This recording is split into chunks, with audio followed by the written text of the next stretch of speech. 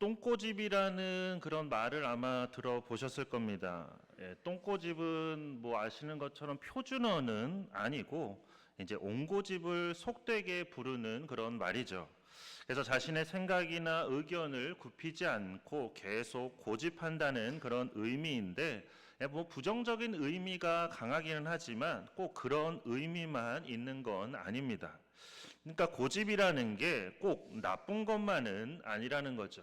그래서 이제 사진을 하나 이제 보여드리려고 하는데, 사진을 한번 보겠습니다. 이렇게 고집을 부리는 게 꼭 나쁜 것만은 아니죠. 끝까지 5,000원, 물가 상승 어려워도 5,000원, 순댓국 한국에서의 5,000원이면 되게 좋은 거죠. 매일 가도 될 것 같습니다. 자, 이렇게 똥꼬집을 부리면 그게 꼭 나쁜 것만이라고 말할 수는 없습니다. 그런데 안타깝게도 이런 똥꼬집이 무너지게 되면 우리 다음 사진 한번 볼까요? 끝까지 7,000원, 물가 상승 어려워도 끝까지 7,000원. 오자가 어디 갔는지 사라졌네요. 정말 안타까운 일이죠. 이왕에 똥꼬집 부릴 거면 좀 계속 부리면 좋을 텐데 참 안타깝습니다. 오늘 본문에도 보면 이렇게 이제 똥꼬집을 부리는 듯한 그런 사람이 나오는데, 그가 누구인지 그리고 어떤 고집을 부리는 것인지를 우리가 좀 함께 보고자 합니다. 우리는 이제 세상 사람들이 우리에 대해서 말하기를 우리를 기독교인이다 또는 그리스도인이다 이렇게 말을 합니다. 그리고 우리 스스로도 그리스도인이라고 말을 하죠. 그리고 그리스도인이라는 말은 바로 예수 그리스도처럼 사는 사람이라는 뜻입니다. 때문에 우리는 예수님처럼 하나님의 뜻대로, 하나님의 말씀대로 살아야 하는 것이죠. 믿음의 길을 걷는다는 것은 마치 이제 지뢰밭을 지나가는 것과 같습니다. 그래서 우리가 이 길을 끝까지 가기 위해서는 예수님께서 먼저 가시면서 디뎠던 그 자리만을 딛고 가야 하는 것처럼 그렇게 하나님의 말씀대로 하나님의 뜻대로 살아야 하는 것입니다. 그런데 오늘 본문은 우리에게 상당히 좀 애매모호한 그런 느낌을 줍니다. 그러니까 어떤 애매모호함이냐면 그동안 누구보다도 성령의 인도하심에 순종했던 그 바울인데 오늘 본문을 보니까 좀 그렇지가 않다는 것 같죠. 어떤 점에서 그러냐면 이제 사람들이 제발 예루살렘에 가지 말라고 그렇게 말리는데도 성령께서 그 앞에 결박과 환란이 기다리고 있다고 보여주셨기 때문에 제발 가지 말라고 그렇게 말리는데도 바울은 한사코 예루살렘으로 가겠다고 하는 겁니다. 그러니까 그야말로 똥꼬집이죠. 주변 사람들이 다 말리는데 하겠다고 하니까 이런 게 바로 똥꼬집입니다. 자, 바울은 이제 3차 전도 여행을 마무리하면서 서둘러 예루살렘으로 돌아가고 있었습니다. 그러니까 지난주에 나눴던 것처럼 유대인들의 방해로 유월절을 지키지를 못했기 때문에 오순절만큼은 꼭 지키기 위해서 서둘러서 예루살렘으로 갔습니다. 그렇게 해서 4절 말씀처럼 이제 두로에 도착했을 때 두로에 있는 그 제자들이 찾아왔습니다. 제자들을 이제 찾아가서 그곳에서 이제 그들과 함께 이레를 머물렀습니다. 그렇게 이레를 머무는 동안 제자들이 성령의 감동으로 바울에게 예루살렘에 들어가지 말라고 그렇게 말을 하는 겁니다. 그런가 하면 이제 두로에서 돌레마이를 거쳐 가이사랴에 이르렀을 때 이제 바울은 7 집사 중에 하나인 전도자 빌립의 집에 그렇게 머물게 되었습니다. 빌립에게는 딸이 넷이 있었는데 넷 모두 다 결혼하지 않은 처녀로 예언하는 자였습니다. 게다가 아가보라 하는 한 선지자가 유대로부터 내려와서 바울의 그 띠를 가져다가 자신의 수족을 잡아매고 말하기를 성령이 말씀하시되 예루살렘에서 유대인들이 이같이 이 띠 임자를 결박하여 이방인의 손에 넘겨주리라. 이런 말을 하는 겁니다. 12절에 보면 사람들이 그 말을 듣고 바울에게 제발 예루살렘에 올라가지 말라고 그렇게 간절히 권했습니다. 빌립의 딸들이 예언자였다는 것을 말한 이유는 아마도 이제 빌립의 딸들 역시 같은 예언을 받은 것으로 보입니다. 그래서 12절 말씀처럼 아가보 선지자의 말을 듣고는 그곳 사람들과 더불어서 모두가 함께 바울에게 예루살렘으로 가지 말라고 권했습니다. 심지어 13절 말씀을 보면 정말 울면서 간곡하게 바울을 말렸다는 것을 알 수 있습니다. 그런데 바울이 그 말을 들었을까요? 그렇지 않죠. 바울은 그래도 나는 예루살렘으로 가겠다고 말합니다. 그래서 13절에서 이렇게 말하죠.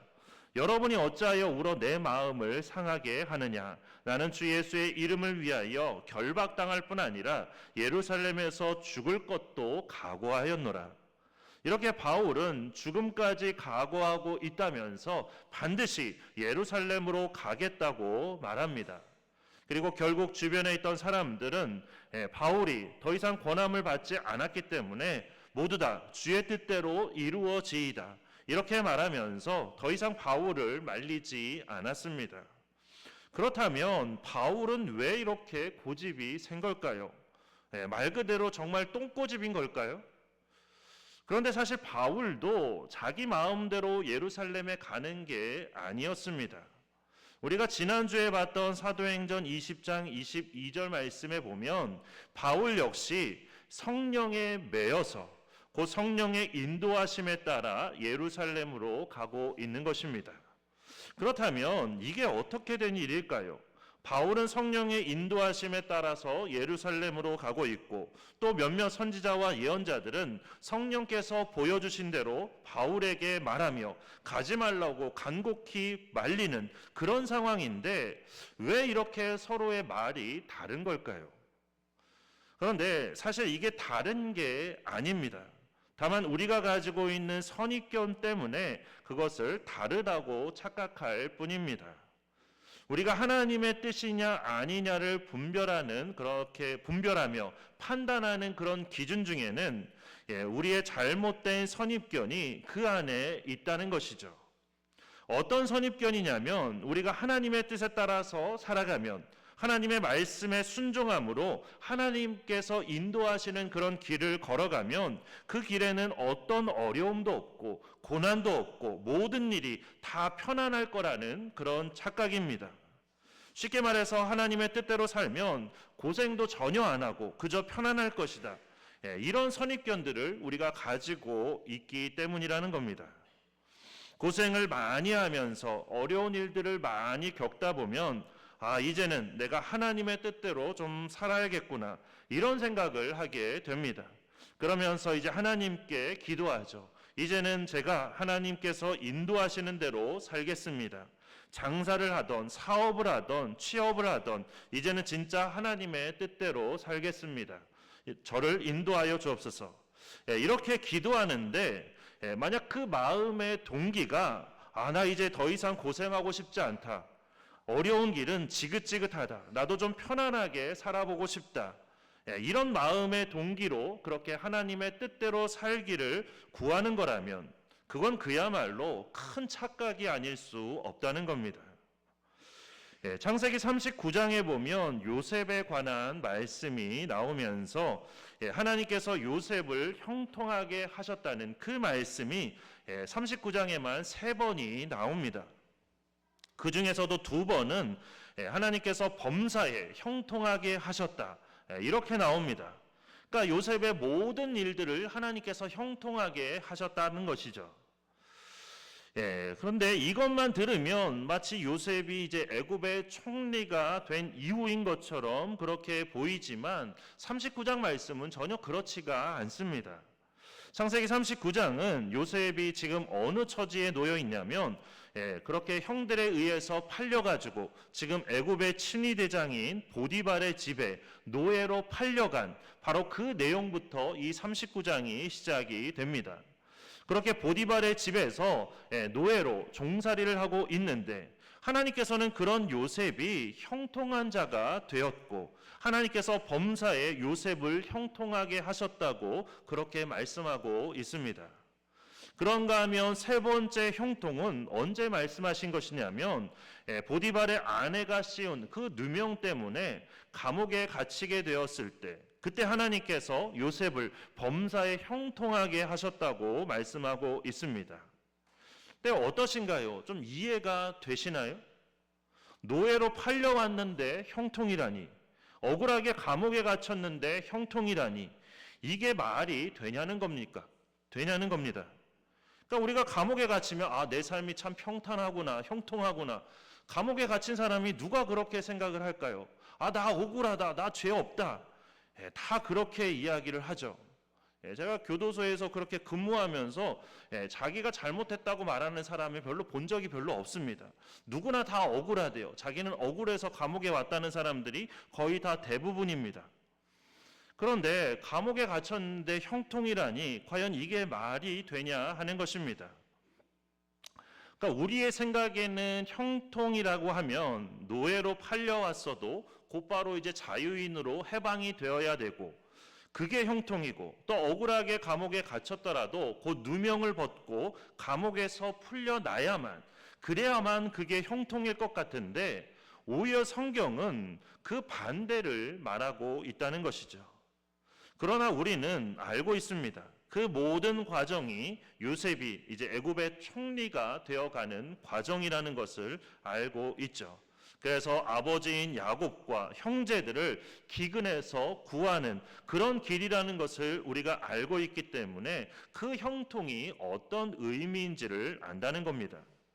하지만 우리가 잊지 말아야 될 것은 이처럼 하나님의 뜻대로 살고 하나님의 인도하심을 받는다고 해서 삶의 어려움이 전혀 없고 고난이 전혀 없는 것은 아니라는 걸 우리가 잊지 말아야 한다는 것입니다. 그래야만 우리가 삶에 조금 어려움이 오고 고난이 온다고 해서 내가 하나님의 뜻대로 살지 못하고 잘못 살고 있구나, 무조건 이런 생각을 하지 않게 된다는 거죠. 하나님의 뜻에 따라 십자가의 길을 걸어가신 예수님도 마찬가지였습니다. 그런데 그런 예수님을 막아서려고 했다가 오히려 베드로는 책망을 받았죠. 사탄아, 내 뒤로 물러가라. 너는 나를 넘어지게 하는 자로다. 내가 하나님의 일을 생각하지 않고 도리어 사람의 일을 생각하는도다. 이렇게 예수님께 책망을 받았습니다. 이처럼 예수님으로부터 책망을 받은 베드로의 모습은 우리가 가지고 있는 그 선입견이, 주님의 길을 걸어가면 어떤 어려움과 고난도 없을 거라는 그 선입견이 얼마나 잘못된 것인지를 보여주는 그런 말씀입니다. 이처럼 하나님의 뜻대로 산다는 것은 아무런 어려움이 없고 고난이 없는 그런 삶이 아닙니다. 오히려 우리는 우리가 믿는 그 믿음 때문에 더 많은 어려움과 고난을 겪게 될 때도 있습니다. 결국 우리는 하나님의 뜻대로 살아도 고난이 있고 하나님의 뜻대로 살지 않아도 고난이 있습니다. 그렇다면 우리가 왜 굳이 하나님의 뜻대로 살아야 하는 걸까요? 뜻대로 살아도 고난이요, 뜻대로 살지 않아도 고난인데 왜 굳이 하나님의 뜻대로 살아야 하냐는 겁니다. 그 이유는 우리가 하나님의 뜻대로 살아갈 때 그 삶은 주님과 동행하는 삶이요, 임마누엘의 복이 넘치는 그런 삶이기 때문에, 그래서 주님께서 주시는 힘과 능력으로 우리가 겪는 어떤 어려움과 고난도 우리가 다 믿음으로 이겨낼 수 있기 때문에 그렇습니다.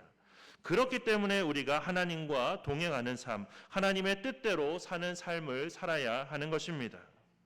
그렇게 우리가 가는 믿음의 길이라는 것은, 다시 말해서 하나님의 뜻대로 산다는 것은 어려움과 고난이 없는 게 아니라 우리와 동행하시는 하나님께서 그 모든 것을 이길 수 있는 그 힘과 능력을 주시는 그 길이라는 것을 꼭 기억하시면서 이제는 어떤 어려움과 고난이 있더라도 하나님의 뜻대로, 하나님의 말씀대로 승리하며 살아가시는 우리 성도님들이 되시기를 축원합니다. 이처럼 하나님의 뜻대로 산다는 것이 꼭 아무런 어려움이 없고 고난이 없는 길을 뜻한다는 것은 우리가 알았는데, 그런데도 이제 여전히 의문이 풀리지가 않습니다. 사도 바울도 성령의 인도하심에 따라 예루살렘으로 가고 있고, 바울을 말리는 사람들도 성령께서 보여주신 예언과 환상에 따라서 그렇게 바울을 말리고 있는데, 이건 마치 그렇게 보이는 거죠. 성령께서는 이쪽 가서는 이런 이야기 하시고 저쪽 가서는 저런 이야기 하시고, 마치 서로를 이간질시키는 것처럼 보일 수 있다는 겁니다. 하지만 성령께서 그러실 일은 없겠죠. 성령께서 그렇지 않다면, 그렇다면 지금 바울이든 아니면 바울을 말리는 사람이든 어느 한쪽이 거짓말을 하고 있다는 뜻일 수 있는데 과연 그런가 하는 것입니다. 그런데 그들이 거짓말을 하는 것도 아닙니다. 둘 다 성령께서 역사하신 일입니다. 그런데도 서로 모순되게 보이는 이유는 바로 해석의 차이 때문입니다. 그러니까 바울은 지금 확실하게 성령님의 인도하심에 따라 예루살렘으로 향하고 있습니다. 그리고 바울을 말리는 사람들도 성령께서 보여주신 것을 말하면서 바울을 말리고 있습니다. 그런데 바울을 말리는 사람들의 이야기를 자세히 들어보면 거기에 해석의 차이가 있다는 걸 알 수 있습니다. 그러니까 이게 무슨 말이냐면 성령께서 두로에 있는 제자들에게 주신 감동도 그렇고 또 아가보 선지자에게 주신 말씀도 그렇고 이제 그것을 좀 자세히 들여다보면 특히 11절에 기록된 아가보 선지자의 예언의 말씀을 우리가 잘 살펴보면 예루살렘으로 갔을 때 결박과 환난이 바울을 기다리고 있다고 말씀해 주셨지만 거기서 끝이었죠. 결박과 환난이 기다리고 있다. 거기서 끝이었습니다. 성령께서 그 이후에 뭔가를 더 말씀하시지 않았다는 거죠. 그렇기 때문에 가지 말라는 그런 성령님의 말씀은 없었습니다. 다만 사람들이 걱정이 돼서 가지 말라고 하는 것이지 성령께서 그렇게 말씀하신 것은 아니라는 겁니다. 그냥 성령께서는 그렇게 선지자와 예언자들에게 앞으로 바울이 고난을 당하게 될 것을 그렇게 미리 말씀해 주시고 보여주신 것에서 끝나는 것이지 그것 때문에 바울을 말려라 그렇게 지시하지는 않으셨다는 거죠. 그러니까 우리도 마찬가지일 수 있습니다. 기도 중에 하나님께서 환상으로 우리의 앞길에 어떤 어려움이 있을 것을 말씀해 주신다면 또는 그것을 보여주는 환상을 주셨다면 그러면 그 길로 가지 말라고 하시는 거구나. 우리는 누구나 다 이렇게 생각을 하겠죠. 그리고 우리 교회가 앞으로 부흥해서 선교사를 직접 파송할 날이 언젠가는 오게 될 텐데 이렇게 선교사를 우리가 파송하게 되었을 때 그때 성령께서 환상 중에 이제 선교사님이 이제 가시려고 하는 그곳에 많은 어려움과 고난이 있다는 것을 보여주신다면 특히 선교사님이 이제 그 선교지에서 어떤 큰 일을 당하게 될 것을 미리 보여주신다면 그러면 우리는 아마 곧바로 선교사님께 연락을 하게 될 겁니다. 그래서 그 길로 가지 마시라고 그 길에는 어려움이 있고 특히 큰 일을 당할 수 있다고 그래서 제발 피하셔서 다른 곳으로 가셔야 된다고 그렇게 말하게 될 겁니다. 그러니까 사도 바울 주변에 있던 사람들도 다 그래서 바울을 말린 겁니다. 하지만 바울은 이미 그 모든 것을 다 알고 있었습니다. 그러니까 선지자들과 예언자들은 바울이 앞으로 당할 환난과 고난을 모르고 있다고 생각해서 이렇게 말했지만 바울은 이미 그 모든 것을 다 알고 있었습니다. 그래서 우리가 지난주에 봤던 사도행전 20장 23절에서 바울이 이렇게 말했습니다. 오직 성령이 각 성에서 내게 증언하여 결박과 환난이 나를 기다린다 하시나. 그러니까 이 말씀처럼 바울도 이미 성령께서 말씀해 주셔서 그 모든 것을 다 알고 있었다는 거죠. 그러나 바울은 성령께서 그 모든 것을 미리 알려주신 것이 그곳에 가지 말라는 뜻은 아니라는 걸 알았던 겁니다. 그러니까 앞서도 말씀드린 것처럼 우리는 어떤 일을 하다가 고난과 어려움이 있으면 이 일은 하나님의 뜻이 아닌가 보다. 내가 잘못된 길을 선택했나 보다. 이런 생각을 하게 된다는 거죠. 그러면서 다른 길로 갔어야 됐나. 이런 생각을 하면서 자신이 걸어온 길이 실패한 길이라고 생각하며 좌절하고 절망할 수 있다는 것이죠. 그냥 하나님의 뜻에 따라서 잘 걸어왔는데 그 길에 고난과 어려움이 있을 뿐인데 마치 우리는 그것이 내가 하나님의 뜻을 잘못 분별해서 잘못된 길로 왔다고 그래서 내가 실패했다고 그렇게 생각하며 좌절하고 절망할 수 있다는 것이죠. 그렇기 때문에 하나님께서는 미리 바울에게 보여주시고 알게 하신 것입니다. 예루살렘에서 결박을 당하고 환난을 당해도 이상하게 생각하지 말라는 거죠. 그건 사역의 실패가 아니라 나의 뜻 가운데 이루어지는 일이라는 것을 그렇게 말씀해 주신 것입니다. 그래서 예루살렘에 가서 실제로 결박당하고 환난을 당한다고 해도 그것 때문에 마음 상하지 말라고 미리 알려주시는 것입니다. 그래서 사도행전 23장 11절을 보면 결박을 당하고 잡혀있던 바울에게 주님께서 이렇게 말씀하셨습니다. 중요한 말씀이어서 우리 같이 한번 보도록 하겠습니다. 사도행전 23장 11절 말씀입니다. 자, 우리 함께 읽도록 하겠습니다. 그날 밤에 주께서 바울 곁에 서서 이르시되 담대하라, 내가 예루살렘에서 나의 일을 증언한 것과 같이 로마에서도 증언하여라 하리라 하시니라. 아멘. 이처럼 바울은 그렇게 로마로 갔던 것이, 잡혀서 죄인으로 로마에 갔던 모든 것들이 다 하나님의 뜻 가운데 이루어진 일이라는 더 확실한 증거를 받게 되었습니다. 바울은 이러한 하나님의 뜻과 계획을 다 알았기 때문에 결박과 환난이 나를 기다린다고 해도 사도행전 20장 24절 말씀처럼 그렇게 고백을 했었죠. 내가 달려갈 길과 주 예수께 받은 사명 곧 하나님의 은혜의 복음을 증언하는 일을 마치려 하면은 나의 생명조차 조금도 귀한 것으로 여기지 아니하노라. 바울은 이런 고백을 할 수 있었던 것입니다. 하나님께서 앞으로 나를 어떻게 인도하실지를 다 알고 있었기 때문에 이런 고백을 담대히 할 수 있었다는 것이죠. 이 말씀을 통해서 우리가 깨닫기를 원하는 것은 우리가 하나님의 뜻대로 살기를 원하고, 그래서 하나님의 인도하심을 구하며 기도할 때 하나님께서 우리에게 앞으로 일어날 일에 대한 어떤 특별한 계시를 주신다면, 또는 예언이나 환상과 같은 그런 특별한 계시를 우리에게 주신다면 그에 대한 해석에 있어서 우리가 주의해야 한다는 것입니다. 자칫 잘못 해석하면 우리도 예수님의 십자가의 길을 막으려고 했던 베드로같이 우리가 될 수 있기 때문에 그 부분에 있어서 조심해야 한다는 것이죠. 그래서 때로는 이런 예언이 교회 안에 큰 문제가 될 때가 있습니다. 하나님께서 보여주신 그 환상을 보고 나서 그냥 쪼르르 달려가서 무조건 그것을 다 말을 하는 겁니다. 그래서 사람들의 마음을 막 낙심하게 하는 거죠. 이거 마치 바울의 마음을 낙심하게 해서 로마로 가지 못하게 하는 것과 마찬가지가 된다는 겁니다. 그렇기 때문에 하나님께서 어떤 특별한 계시를 주신다 하더라도 우리는 그것을 조심해야 한다는 것이죠. 그래서 교회에게 덕이 되는가 되지 않는가, 정말로 하나님의 뜻인가 아닌가를 바르게 분별해서 해석을 해야 한다는 것입니다. 하나님께서 이처럼 앞으로 일어날 일을 미리 보여주시고 알게 하시는 것은 바울의 경우처럼 그 모든 어려움과 환난이 사역의 실패가 아니라 오히려 하나님의 뜻 가운데 이루어지는 일임을 알고 더 힘차게 앞으로 나아가게 하기 위해서, 그래서 미리 보여주시고 알게 하셨다는 겁니다.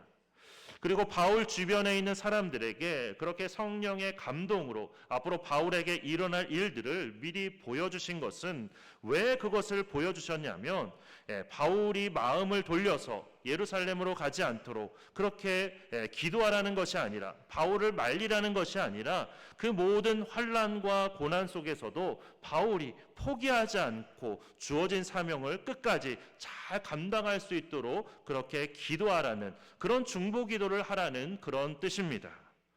그래서 우리 그리스도인들에게 있어서 하나님의 말씀대로 하나님의 뜻대로 살아가는 것은 너무나 중요한 일입니다. 내 뜻대로 내 마음대로 살아가는 것은 그리스도인의 삶이 아니죠. 우리는 그리스도인이라는 그 말처럼 하나님의 말씀대로 하나님의 뜻대로 살아가야 하는 것입니다. 그래서 하나님께서 예언을 통해 앞으로 일어날 일을 미리 말씀해 주시고 환상을 통해서 그것을 보여주시는 것은 우리에게 있어서도 너무나 귀한 일입니다. 그러나 우리의 선입견 때문에, 우리의 잘못된 해석 때문에 우리는 오히려 하나님의 말씀과 뜻으로부터 우리가 멀어질 수 있다는 것이죠. 우리가 무분별하게 잘못 해석하게 되면 오히려 그것이 하나님의 뜻을 가로막는 그런 장애물이 될 수 있기 때문에 우리가 하나님의 뜻을 분별하는 데 있어서 오늘 함께 나눈 이 말씀을 잘 기억하며 그 모든 것들을 잘 분별해야 하는 것입니다. 그래서 하나님께서 인도하시는 길은 편하고 어떤 어려움과 고난도 없을 거라는 그런 생각들을, 그런 선입견들을 우리가 버려야 하는 것이죠. 하나님의 뜻을 분별하는 데 있어서 이 길이 편한 길이냐 아니냐 이것만 가지고 기준을 삼아서는 절대로 안 된다는 것입니다.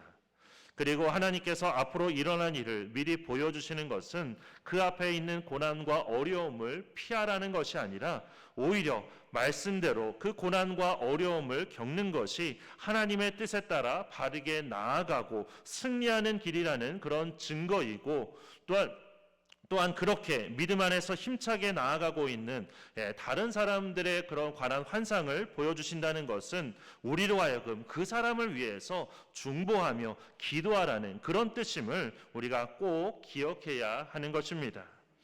그리고 무엇보다도 우리가 반드시 기억해야 되는 것은 바울과 같은 어떤 특별한 사람만이 아니라 우리 모두가 하나님의 인도하심을 받으며 하나님의 뜻대로 살 수 있다는 것을 우리가 꼭 기억해야 됩니다.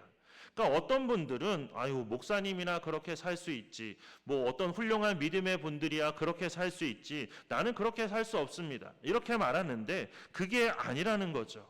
모든 분들이 다 하나님의 뜻대로 살아갈 수 있습니다.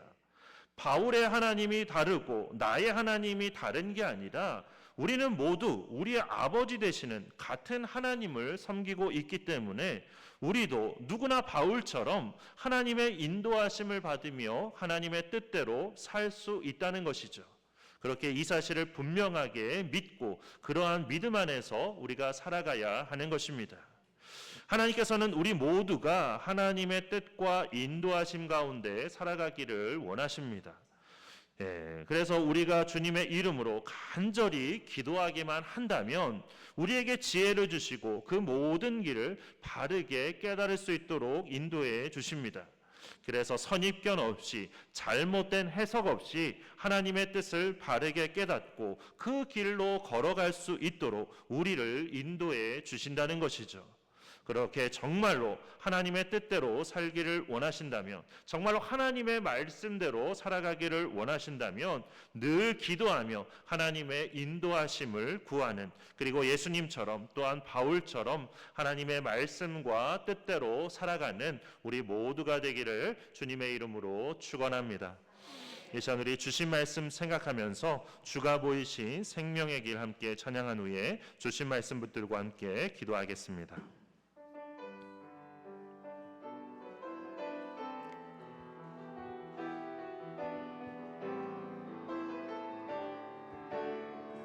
주가 보이신 생명의 길, 주님과 함께 상한 마음을 드리며 주님 앞에 나가리. 나의 의로움이 되신 주의 이름 예수, 나의 길이 되신 이름 예수, 나의 길 오직 그가 하시나니, 나를 단련하신 후에 내가 정금같이 나오리.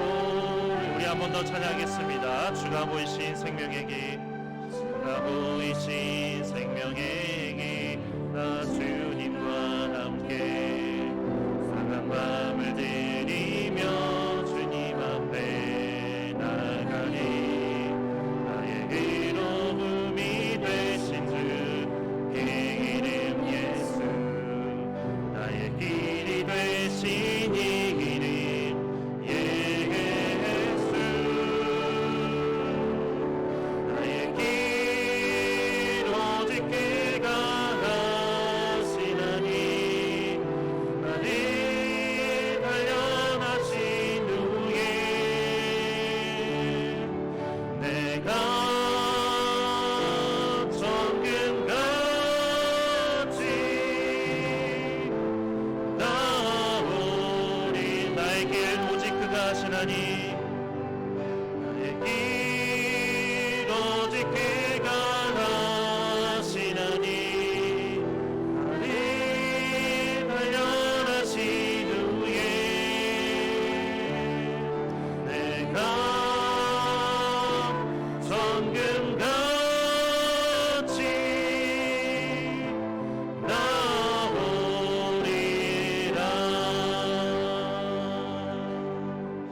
시간 우리 함께 기도하실 때 하나님의 뜻대로 산다는 것은 어려움과 고난이 없는 게 아니라 우리와 동행하시는 하나님께서 그 모든 것을 이길 수 있는 힘과 능력을 주시는 길이라는 것을 우리가 기억하며 어떤 어려움과 고난이 있다고 하더라도 하나님의 뜻대로 말씀대로 승리하며 살아가는 우리가 되게 해주시기를, 또한 하나님께서 앞으로 일어날 일들을 미리 보여주셨다는 것은 그런 고난과 어려움을 피하라는 것이 아니라 오히려 그런 고난과 어려움을 겪고 이겨내는 것이 하나님의 뜻에 따라 바르게 나아가고 있다는 증거이고, 또한 그렇게 믿음 안에서 힘차게 나아가고 있는 다른 사람을 위해서 중보하며 기도하라는 그런 뜻임을 기억하며 간절히 기도하고 힘차게 그 모든 것들을 이기며 나아가는 우리가 되게 해주시기를, 그리고 무엇보다도 우리도 바울처럼 하나님의 뜻대로 살 수 있다는 점을 기억하면서 그 길을 걷기 위해 하나님께 간절히 인도하심을 구하며 기도하는 그런 우리 모두가 되게 해주시기를 우리 주여 한번 크게 외치고 함께 통성으로 기도하겠습니다. 주여!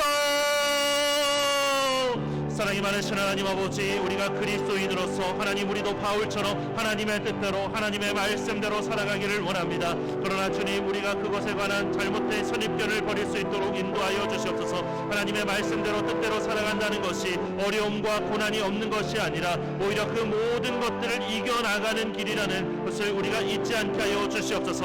하나님, 그래서 하나님 우리가 하나님의 말씀대로 뜻대로 살아갈 때 우리 앞에 어려움과 고난이 있더라도 하나님 우리에게 힘 주시고 우리에게 능력 주시는 주님을 통해서 우리 모두가 그것을 이겨나갈 수 있도록 인도해 주시고 하나님 앞에 더욱더 담대하게 아름답게 그 승리의 길을 걸어가는 우리 모두가 될 수 있도록 인도하여 주시옵소서. 하나님, 또한 하나님께서 앞으로 일어날 일들을 미리 보여주시는 것은 그 앞에 있는 고난과 어려움을 피하라는 것이 아니라 오히려 그러한 고난과 어려움을 겪는 것이 하나님의 뜻에 따라 바르게 나아가고 있다는 증거이고, 또한 그렇게 믿음 안에서 힘차게 나아가고 있는 다른 사람을 위해서 하나님, 다른 여러분 위해서 함께 중보하며 기도하라는 하나님의 그 뜻임을 우리가 기억하며 더욱더 그들을 위해서 중보하며 기도하는 우리가 될 수 있도록 인도하여 주시옵소서. 하나님, 또한 무엇보다도 우리도 바울처럼 하나님의 뜻대로 살아갈 수 있다는 점을 우리가 기억할 수 있도록 인도해 주시고, 하나님 그 길을 걷기 위해서 우리도 하나님께 간절히 하나님의 인도하심을 구하며 기도하는 우리 모두가 되게 하여 주시옵소서. 그래서 우리 모든 성도님들이 하나님의 뜻에 따라서 살아갈 수 있도록 하나님의 말씀대로 승리하며 나아갈 수 있도록 우리 모두를 붙들어 주시고 인도하여 주시옵소서. 그래서 우리의 삶이 승리하는 삶이 되게 하여 주시고 하나님의 뜻을 이루어가는 삶, 하나님 앞에 영광 올려드리는 삶이 될 수 있도록 인도하여 주시옵소서. 역사하여 주시옵소서. 함께하여 주시옵소서. 사랑의 하나님, 우리가 그리스도인이라는 말처럼 우리도 이제는 예수님처럼 하나님의 말씀과 하나님의 뜻 가운데 살아가기를 원합니다. 그러나 주님, 어려움과 고난이 있다고 해서 그것이 하나님의 뜻이 아니라는 것을 더 분명히 할 수 있도록 인도하여 주시옵소서. 하나님의 뜻대로 하나님의 말씀대로 승리하며 나아가는 그 길에는 때로는 어려움과 고난이 있다 하더라도 그것을 이겨내는 것이 승리하는 길임을 우리가 깨닫게 하여 주시옵소서. 우리가 하나님의 뜻을 분별할 때 하나님 어려움이 있냐 없냐로 그것을 분별하는 것이 아니라 하나님의 말씀이라면 더욱더 온전히 순종하는 우리가 되도록 인도하여 주시옵소서. 또한 하나님께서 앞으로 일어날 일들을 미리 보여주신다는 것은 하나님 그런 고난과 어려움을 피하라는 것이 아니라 오히려 그런 고난과 어려움을 겪을 때에도 하나님 그것 때문에 우리가 실망하고 좌절하지 않도록 우리에게 미리 보여주시는 그런 증거임을 우리가 기억할 수 있도록 인도해 주시고, 그런 고난과 어려움 속에서도 더 담대히 하나님의 뜻에 따라 승리의 길로 나아가는 우리가 되도록 인도하여 주시옵소서.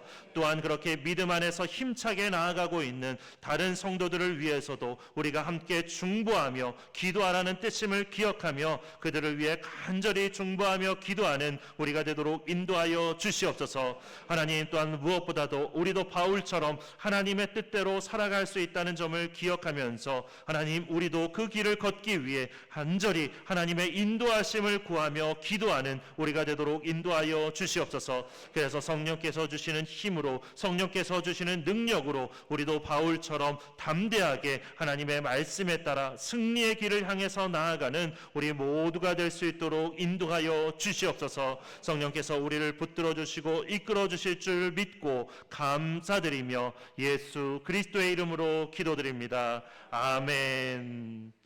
지금은 길과 진리와 생명 되신 예수 그리스도의 은혜와 말씀을 통해 갈 길을 밝히 비춰주시는 하나님 아버지의 사랑과 말씀을 늘 깨닫게 하사 말씀 안에 살도록 도우시는 성령님의 역사하심이 이제는 기도를 통해서 하나님의 뜻을 구하며 잘못된 선입견과 해석 없이 올바르게 그 뜻에 따라서 말씀대로 살아가기로 다짐하는 주님의 모든 백성들과 그 삶의 자리 위에, 그리고 우리 샘교회 위에 이제로부터 영원토록 함께 계시기를 간절히 축원하옵나이다. 아멘.